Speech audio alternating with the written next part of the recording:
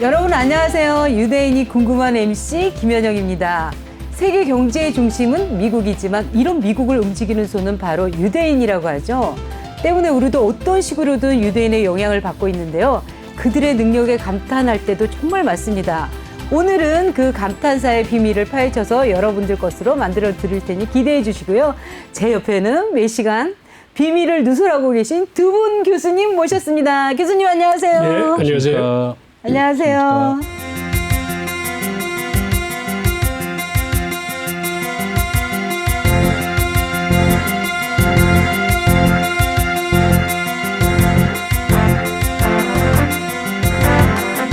그동안 저희가요, 전 세계 과학, 문화, 금융계 등 유대인의 힘이 막강하다는 얘기를 자주 들었었잖아요. 근데 아무래도 제일 중요한 게 요즘 경제 회복이잖아요. 그래서 오늘은 경제의 가장 중요한 기업을 주제로 유대인 공부를 해보려고 하는데요. 김 교수님, 예. 전 세계 그 100대 기업 중에 유대인이 설립하거나 경영하는 기업이 정말 많다면서요? 예, 맞습니다. 지금 현재 그 미국을 기준으로 하게 되면 네. 이제 미국의 시가총액 1등 기업이 이제 애플이고요. 네. 두 번째가 이제 마이크로소프트, 세 번째가 아마존, 네. 네 번째가 이제 바로 구글입니다. 아. 이제 구글이 이제 유대인의 대표적인 기업이고 네. 바로 그 다음이 페이스북이다. 지금 현재 구글은 시가총액이 한 1조 5천억 달러. 그러니까 이제 우리나라 돈으로 하면 한 1,700조 원쯤 되죠. 1,700조 원이요? 그러니까 삼성전자가 한 600조쯤 되니까 삼성전자 한 3배 정도 된다. 이야. 삼성전자가 이제 600조니까 3배 하면 한 1,800조쯤 되고 지금 페이스북의 시가총액이 800조예요. 그러니까 그 전 세계 인구가 이제 80억 명인데 전 세계 인구의 40억 명이 페이스북을 이용하고 있거든요. 이야. 그래서 이제 우리가 알고 있는 페이스북의 이제 주커버가 유태인이고 미국의 제닛 앨런이 유태인이잖아요. 네. 미국의 재무부 장관인데 이분이 이제 최근에 우리나라의 주식 시장이 좀 많이 내리고 있습니다. 네, 맞아요. 15% 정도 내리고 20%까지 내린 것도 많고 또 이제 미국도 마찬가지입니다. 그래서 이제 왜 이렇게 많이 내렸는가 여기에 대해서 제닛 앨런 미국 재무부 장관이 한마디 했습니다. 미국의 전 세계 달러가 너무 많이 풀려가지고 네. 물가가 뭐 한 2.5% 3%나 오르는 겁니다. 그러니까 미국의 입장에서는 코로나19를 극복하기 위해서 실업자가 너무 많으니까 한 달에 맞아요. 뭐 실업자만 해도 네. 이제 한 달에 한 300에서 600만 원씩 줬어요. 네. 아니, 일을 하나 안 하나 똑같이 한 500만 원 정도 받으니까 맞아요. 일을 안 하니까 이제 실업자도 넘치고 그다음에 또 실업자가 많으니까 미국이 앞으로도 향후 한 4천 조 원을 더 풀겠다고 했지만 돈을 계속 풀어놓으니까 물가가 한 3% 가까이 오른 겁니다. 그래서 제닛 앨런 미국 재무부 장관이 전 세계 달러가 너무 많이 풀려가지고 이제 환수를 좀 해야 되겠다. 미국의 중앙은행이 전 세계에 불린 달러를 미국 중앙은행으로 환수한다는 겁니다. 그러니까 전 세계 주가가 15%, 20% 폭락을 했고 네. 한국의 주가도 크게 내렸다. 그래서 이제 제닛 앨런 의장이 유대인의 대표적이었고 FRB의 네. 의장 출신이었고 워낙에 이제 중요한 인물이다 보니까 이분이 한마디 했는 것이 이제 전 세계 경제에 큰 여파를 주었다 이렇게 말씀드릴 수 있죠. 미국 경제는 유대인이 책임진다. 근데 이 말이 괜히 나온 게 아닌 것 같아요. 그래서 가까운 홍콩이나 아시아권에도 그 기업 중에 꽤 있나요?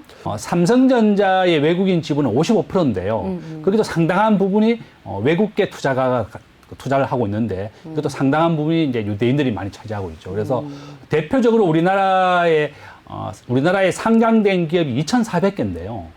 외국인들 우리나라에 주식 투자한 게 40%입니다. 그러니까 우리나라 전체 주식시장의 40%는 외국인들이 소유다.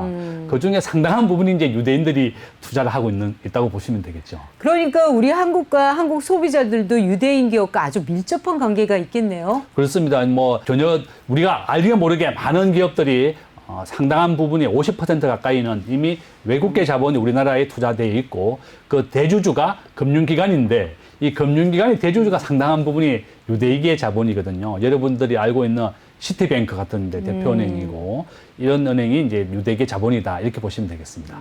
시청자님들도 평소 이렇게 무심코 지나쳤던 상표나 빌딩들이 유대인 소유였다면 조금 놀라실 것 같은데요. 홍 교수님, 언제부터 유대인들은 이렇게 사업을 잘 하셨대요? 유대인들은 네. 고대로부터 사업을 잘 할 수뿐이 없었어요. 그래야 생존을 하니까. 서기 70년에 그 이스라엘 왕국이 그 로마 제국하고 두 번에 걸쳐 큰 싸움을 해가지고 나라가 멸망해서 없어집니다. 그래서 그때 백성들이 다 뿔뿔이 다 흩어졌어요. 세계로. 근데 그들이 믿는 종교 때문에 흩어지더라도 각 지역마다 시나고그를 하나씩 세워가지고 그 예배당 근처에 이렇게 모여서 살았는데 그거를 이제 디아스포라라고 하거든요. 그러니까 세계 방방곡곡에 유대인 디아스포라들, 유대인 조그만 마을들이 있었던 거죠. 근데 그렇게 외지에서 그들이 살아남기 위해서는 단결하지 않으면 생존이 안 됩니다. 근데 그들이 단결하기 위해서는 우선 기본적으로 정보를 공유를 해야 돼. 그러니까 혼자의 힘이 아닌 여럿의 힘으로 살아내기 위해서 정보를 공유할 뿐만 아니라 그들은 시나고그를 중심으로 그들의 성경인 구약과 탈무드를 가지고 종교를 지켰거든요. 그러다 보니까 성경과 탈무드는 그들한테 어떤 국제법의 역할을 합니다. 그래서 디아스포라 간에 정보 공유뿐만 아니라 무슨 사업을 하거나 무역을 하더라도 탈무드를 기초로 한 신뢰관계가 형성돼서 외상거래라거나 어음거래라거나 하는 그러한 신뢰를 기반으로 하는 금융기법이 발전했고 또 정보를 공유하다 보니까 각 지역의 환시세거나 상품 정보 같은 걸 잘 알아서 예를 들어서 미리 풍년이 난 곳에서 사서 흉년이 난 곳에서 팔면은 이익이 많이 남는 걸 알잖아요. 마찬가지로 환도 은에 비해서 금이 고평가된데 혹은 은이 고평가된데 서로 돈들을 바꿔줌으로써 이제 이익을 보는 그러한 방편을 가지고 살았기 때문에 그들은 고대로부터 그 어떤 상업에 대한 신뢰를 바탕으로 발전했을 뿐만 아니라 특히 중세에 들어와서 그게 베네치아에서 꽃을 피게 됩니다. 그래서 베네치아에서 금융기법이 발전을 하고 그들이 동방무역을 하면서 크게 그 교역상으로 자리 잡는데 그 이유 중에 하나가 당시에는 십자군 전쟁 때가 돼서 교황이 기독교들의 이슬람 접촉을 금지했어요. 그래서 이슬람하고 무역을 할 수 있는 사람들은 유대인들이 이제 주축이 되는 거예요. 그런 식으로 이제 동방무역도 하고 그래서 하여튼 그들은 그때서부터 고대로부터 어떤 정보 경우를 통해서 부를 많이 축적했다고 볼 수 있죠. 예. 말로만 듣던 그 미다스 손인가 봐요. 교수님, 저는 마이너스 손이거든요. 뭘 만지면 무조건 망해요. 그렇다면 그 수천 년을 이어오는 유대인들의 사업 수단은 어떤 게 있을까요? 그 성공 뒤에는 어떠한 그 비결이 있는지 궁금하거든요. 그러니까 아까 말씀드렸던 대로 그들은 서로 단결하지 않으면 살아갈 수 없었기 때문에 단결의 가장 중요한 요소는 정보를 공유하는 거예요.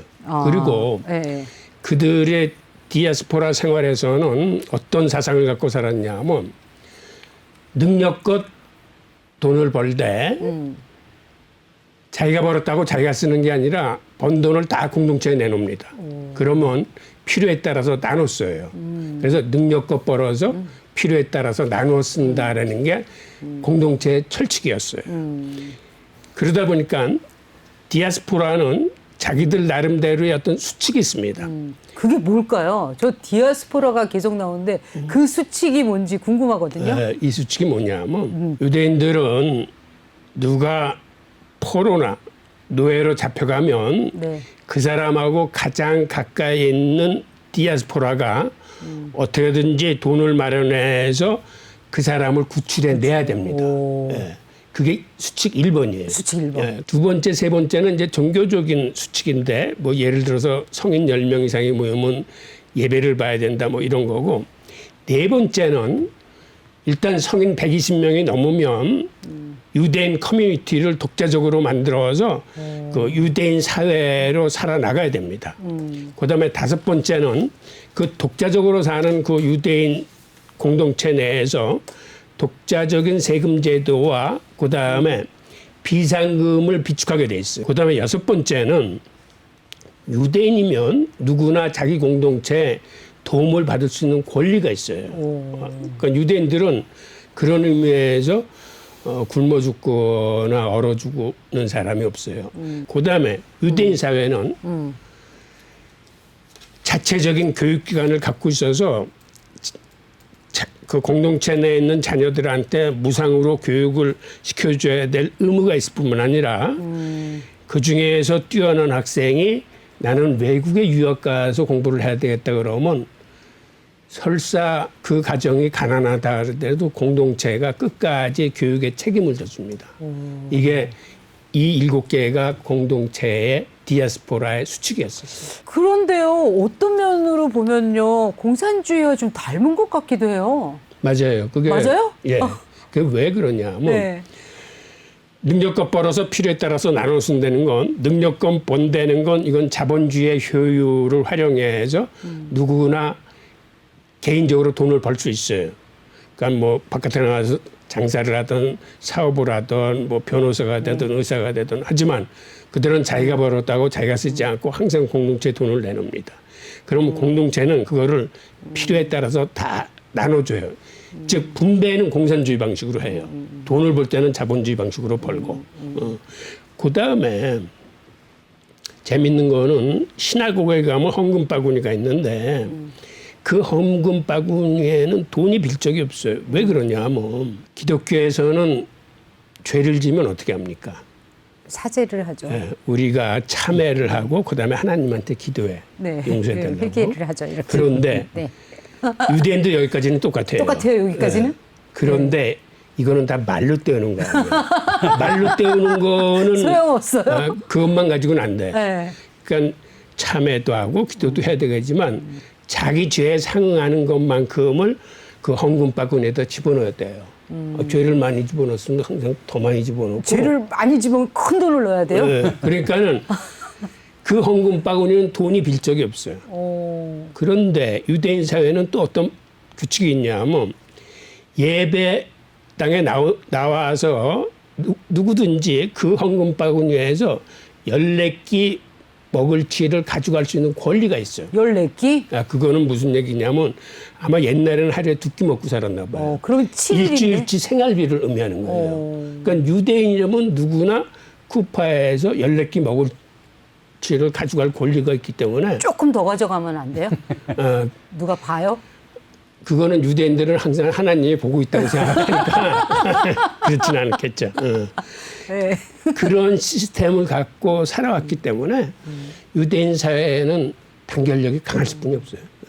근데요, 이 공동체 이 문화가 기업 설립과 경영에 그 어떤 방식으로 적용되는지 이것도 궁금하거든요. 그 정보를 서로 나누어주는 이런 전통이 있어요. 그러니까는 기업에서 가장 중요한 거는 사실은 정보예요. 정보. 네. 맞아요, 정보. 근데 그러니까 유대인들은 예를 들어서 같은 동종업계라도 서로 경쟁하는 게 아니라 서로 정보를 공유해 가지고 협력하는 게 훨씬 강합니다. 그들은 고대로부터 그렇게 살아왔기 때문에 네. 공동체에서 서로 정보를 공유하면서 협력하면서 살았기 때문에 우리가 생각하기에 동종업계의 경쟁자들끼리는 정보 공유를 안 할 것 같지만 유대인들끼리는 정보 공유를 해요. 그래서 유대인들 사이에 그 동종업계 사람들은 굉장히 강합니다. 그다음에 유대인들이 기업이 강한 거는 그들은 먼저 성공해서 기업을 이루면 가까운 친척이나 동족서부터 씁니다. 그리고 그런 사람들이 어떤 그 유대인의 단결력으로 모여들고 또 주변에서 창업하려는 사람들이 있으면은 그 사람한테 무이자로 3번까지 창업 자금을 대줘요. 그러니까 2번 망해도 2번 망해도? 네. 저도. 그러니까 일반적으로 사업에 성공하는 사람은 2번 망하고 3번째 성공하는 사람이 확률상 가장 많다고 해서 유대인 사회에서는 3번까지 무이자 지원을 해줘요. 이야, 그 얘기 그러니까 정말 가능. 많이 들었거든요. 처음에 무조건 실패를 한 그 자리에서 두 번째, 세 번째들이 성공한다. 근데 세 번의 기회를 준다는 건 정말 대단한 것 같아요.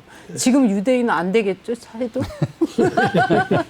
근데요, 김 교수님, 네. 이렇게 성공한 유대인의 기업의 재도전 투자 창업 기회, 네. 뭐 이런 것들이 좀 많이 있을 것 같은데. 전 이제 대표적으로 이제 유대인들은 굉장히 이제 군사적으로 굉장히 강합니다. 네. 전 세계에서 무기 수출을 미국이 세계 1등이고, 그 다음에 유대인도 한 두 번째 정도 돼요. 상당히 많이 하고 있고, 네. 5월 11일 날 이제 팔레스타인에서 좀 다툼이 있었잖아요. 이스라엘하고 네. 팔레스타인 하바스 그 다툼이 있었는데, 제일 놀라운 사실은 이게 그 하바스라는 애들이 예루살렘에다가 이제 로켓포를 쏘니까 이거를 90%를 격출시키는 겁니다. 이거를 이제 이스라엘의 아이던돔이라고 부르는데요. 이거 빛과 같은 속도로 가서 이거를 격추시키는 거죠. 그래서 이제 이스라엘은 세계적인 군사 기술이 굉장히 많고 남녀의 국방에 대한 의무가 다 있고 또 이렇게 국방의 의무를 다 하다 보니까 벤처 기업들이 상당히 전부 다 군사적인 기술에서 많이 나오고 있어요. 아까 말씀드렸던 이런 로켓포를 격추할 수 있는 그 정도 군사적인 기술이라든지 이와 같이 이런 게 창업으로 이루어지고 전 세계 경제를 이끌어가는데 크게 도움이 되고 있다. 이렇게 또 말씀드릴게요. 그래도 요즘은 뭐 4차 산업이다 뭐다 해갖고 막 그러기 때문에 제가 볼 때는 그냥 각계 전투로 그냥 열심히 살아야 되는 게가 중요하지 않을까요? 그렇지만 이게 협업을 하는 게 아주 중요합니다. 지금은 원래 이제 뭐 아프리카도 이런 말이 있잖아요. 뭐 혼자 가면 멀리 갈 수 있다. 잘 갈 수 있다. 잘 갈 수 있다. 잘 갈 수 있다. 예. 그렇지만 뭐 둘이 가면 더 멀리 간다 이런 말이 예. 있잖아요. 그래서 그렇군요. 지금은 혼자서 자기 하는 것보다는 협업하고 하는 것이다. 요즘 ESG라고 부르죠. 뭐 환경과 environment, sustainable, 그다음 governance라고 그러거든요. 오, 예. 환경, 예. 그다음 지속 가능성, 예. 뭐 협업 이런 건데 예. 지금은 나 혼자서 잘 되는 것이 아니라 서로 같이 협업해서 잘 된다. 이런 것이 이제 기업이 성공할 수 있는 모델로 변화하고 있다. 이렇게 또 말씀드리겠습니다. 근데요, 제가 딴지를 하나 걸어보자면 그 공동체의 정신을 좀 나쁘게 표현하면 그 집단 이기주의라는 얘기가 있거든요. 그래서 네. 막 불매운동이 일어나기도 하는데 유대인 기업들은 안전한가요? 그러니까 유대인들은 항상 기부를 굉장히 강조합니다. 네. 세계에서 가장 많은 기부를 많이 한다는 워렌 버핏도 자기 전 재산의 90%를 기부하겠다고 그랬어요. 그래서 워렌 버핏은 나이가 이제 한 89세쯤 됐거든요. 예. 자기가 이제 후계자를 지금 선정하고 있는 과정에 있는데 자기 전 재산의 90%를 기부하겠다. 이와 같이 이제 유대인들은 자기 소득이라든지 재산에 대해서 반 이상을 기부하겠다 이런 생각이 굉장히 많이 있어요. 유대인의 워렌 버핏은 자기 재산의 90%를 기부하겠다. 뭐 주커버그도 마찬가지고 많은 유대계인들이 자기 재산의 50%까지는 기부하는 모습을 실천하고 있습니다. 그런데요, 보통 이렇게 막 90%, 50% 이렇게 기부하는 게요, 이게 억지로 안 되는 건데 이게 유대인의 정신인가요, 교수님? 예, 그렇게 볼 수 있어요. 왜 그러냐면 네. 율법의 기본장 정신을 두 단어로 요약할 수 있는데 하나가 이제 체닥하고 하나가 미스파트입니다. 이 히브리어를 이제 우리말로 번역을 하려면 이게 뭐 정의, 공의, 의로움 이렇게 번역이 되는데 일단 체닥하를 정의하고 가장 비슷해. 체닥하는 미스파트는 평등하고 같은 의미고 근데 체다카를 왜 그들이 그렇게 중요하게 여기냐면 체다카를 굳이 또 다른 말로 번역하려면 이게 자선이라는 의미를 갖고 있는데 히브리어에는 자선이라는 게 없어요. 왜 그러냐면 자선은 해도 되고 안 해도 되는 되죠. 관용적인 건데 네. 그들의 체다카는 필히 인간이면 해야 될 도리야. 즉 공동체의 약자를 돌보는 게 체다카입니다. 그러다 보니까 그들이 자선을 한다는 거는 곧 하나님과의 화해를 의미하는 거예요. 사람이 이제 죄를 지면 하나님하고 죄인하고는 친구가 될 수 없습니다. 그래서 관계가 끊어져. 네. 그래서 자기 죄에 대한 죄갚음을 해야 돼요. 그게 이제 참회, 기도, 자선이라고 그랬잖아요. 네. 그러니까 자선을 해야 비로소 하나님과의 화해가 되고 같이 이제 관계가 맺어지는 거예요. 다시. 그래서 그들은 자선을 그렇게 중시하게 생각하는 거고, 그 다음에 하나님이 너희가 나를 사랑하느뇨? 나를 사랑한다면 눈에 안 보이는 여호와를 사랑한다면 눈에 보이는 사람을 사랑하는 게 나를 사랑하는 거다라고 가르쳤어요. 그러니까는 그들이 자선을 한다는 건 다른 사람을 돕는다는 건 바로 하나님을 돕고 하나님을 사랑한다는 게 징표예요. 유대인들한테는. 그래서 유대인들은 자선의 의미가 하나님과의 화해이자 하나님을 사랑한다는 표시예요. 그래서 그들은 항상 자기한테 들어온 돈은 이거는 내게 아니고 하나님이 나한테 맡기신 돈이니까 이건 흘려보내야 되는데 이거를 사회적인 약자한테 흘려보내는 행위가 자선입니다. 이야. 우리나라 기업들 중에도 이렇게 많이 하지 않나요? 네, 기부 맞습니다. 같은 거? 최근에 이제 대표적으로 이제 자기가 재산의 반 이상을 내겠다고 한 분이 이제 카카오의 김범수 회장하고 배달의 민족의 네. 이제 우리 여기 그 김봉진 회장인데 네. 김봉진 회장은 자기가 최근에 자기 재산의 반 이상을 기부해서 노트북을 100만 대 샀어요. 그래서 모든 그 어려운 어린이들에게 노트북을 주겠다고 해서 만 대를 주문했다고 이제 얼마 전에 보도가 됐었는데 자기 재산의 반 이상을 기부를 해서 우리 어린이들이 노트북이 없는 어린이들 많거든요. IT 격차라 해서 뭐 정보력 격차가 많이 벌어진다고 하니까 최근에 이제 코로나19 때문에 자가 격리가 많이 되다 보니까 있는 집 자녀들은 그 교육을 좀 받지만 맞아요. 집에 뭐 컴퓨터나 맞아요, 노트북이 맞아요. 없는 자녀들은 집에만 있으니까 뭐 교육 격차가 너무 많이 네. 벌어져서 만 대를 주문했죠. 그래서 자기 재산의 반 이상을 우리 어린이들이라든지 기부를 해서 좀 어려운 사람들 돕겠다고 얘기했고 이 카카오의 김범수 회장도 자기 재산의 한 반 이상을 이제 기부를 해서 어려운 국민들을 좀 돕겠다고 얘기했습니다.